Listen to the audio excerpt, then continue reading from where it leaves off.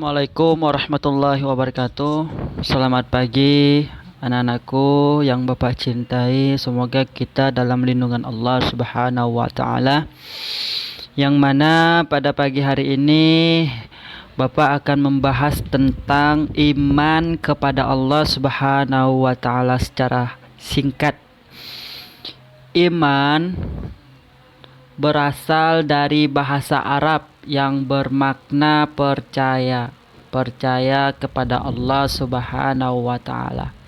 Dijelaskan dalam Quran surat An-Nisa ayat 136 yang berbunyi A'udzubillahi minasyaitonirrajim. Bismillahirrahmanirrahim. Ya ayyuhallazina amanu aminu billahi wa rasulihi wal kitabil ladzi nazzala ala rasulihi wal kitabil ladzi anzala min qablu wa man yakfur billahi wa malaikatihi wa kutubihi wa rusulihi wal yaumil akhir faqad dhalla dhalalan ba'ida.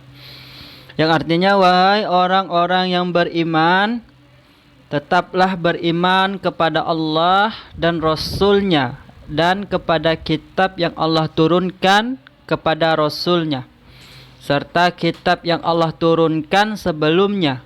Barang siapa yang kafir kepada Allah, malaikat-malaikatnya, kitab-kitabnya, rasul-rasulnya, dan hari kemudian, maka sesungguhnya orang itu telah sesat sejauh-jauhnya. Quran surat An-Nisa ayat 136.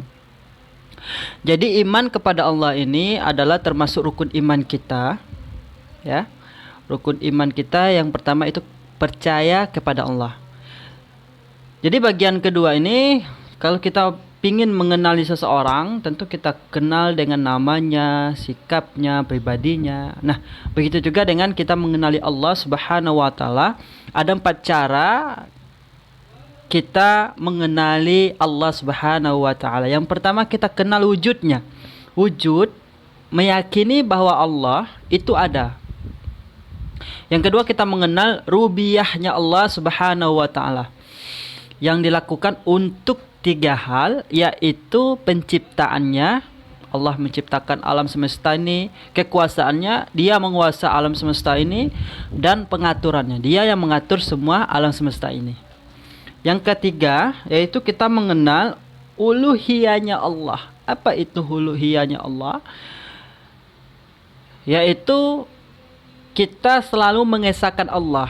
Contoh, semisalnya kita berdoa kepada Allah, bertawakal kepada Allah, dan takut kepada Allah Subhanahu wa taala, serta ibadah-ibadah yang lainnya, termasuk sholat, puasa, dan ibadah-ibadah sunnah yang lainnya. Adapun yang keempat, mengenal dan sifat-sifat Allah Subhanahu wa taala. Kalau kita mengenal sifat Allah, akan mengukuhkan keyakinan kita. Yakin kita ini bahwasanya Allah itu ada. Allah itu memiliki sifat-sifat keagungan yang tidak dimiliki oleh hambanya. Nah, jadi Allah itu mempunyai sifat keagungan yang tidak dimiliki oleh hambanya. Seperti contoh, malaikat tidak memiliki sifat keagungan itu. Manusia juga tidak memiliki sifat keagungan itu. Nah, sifat-sifat Allah ini dibedakan menjadi 3. Yang pertama, sifat wajib. Yang kedua, sifat mustahil. Yang ketiga, sifat jaiz.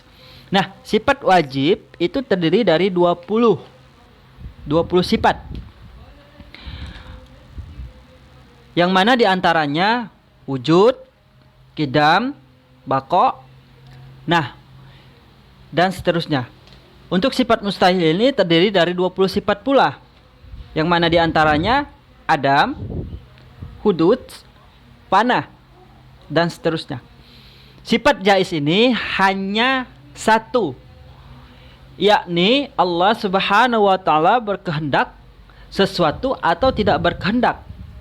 Contoh, mungkin Allah Subhanahu wa taala menghendaki seseorang menjadi pandai atau bodoh. Nah, itu urusan Allah. Nah, ini yang dinamakan sifat jaiznya Allah. Sifat jaiz ini banyak sekali dijelaskan dalam Al-Quran. Salah satunya Quran surat Al-Qasas ayat 68 yang artinya, dan Tuhanmu menjadikan dan memilih barang siapa apa yang dikehendakinya. Terdapat juga dalam Al-Quran surat Ali Imran ayat 26 yang artinya, katakanlah, wahai Tuhan yang mempunyai kerajaan, Engkau berikan kerajaan kepada orang yang Engkau kehendaki, dan Engkau cabut kerajaan dari orang yang Engkau kehendaki. Engkau memuliakan orang yang Engkau kehendaki, dan Engkau hinakan orang yang Engkau kehendaki. Di tangan Engkaulah segala kebajikan. Sesungguhnya Engkau maha kuasa atas segala sesuatu. Quran surat Ali Imran ayat 26. Baik anak-anakku sekalian, untuk materi kita tentang iman kepada Allah mungkin sebatas ini saja.